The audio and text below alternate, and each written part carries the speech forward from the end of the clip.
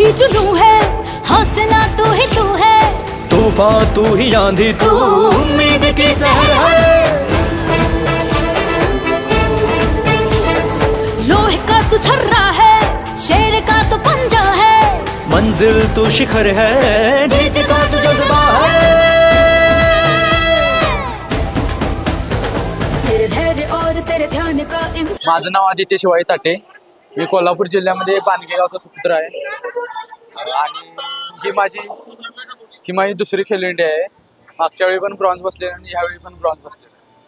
मी संदीप पाटील सरांच्या जवळ कोल्हापूरमध्ये प्रॅक्टिस करतो। थर्डसाठी एमपीचा मुलगा होता स्टार्टिंगला रिपेचेस बाउटसाठी, त्याला 9-0 हारून परत थर्डच्या बाउटसाठी कर्नाटकचा होता। त्याला मी दोनवड्यामध्ये NIS कुस्ती आखाडा इथे प्रॅक्टिस करतोय।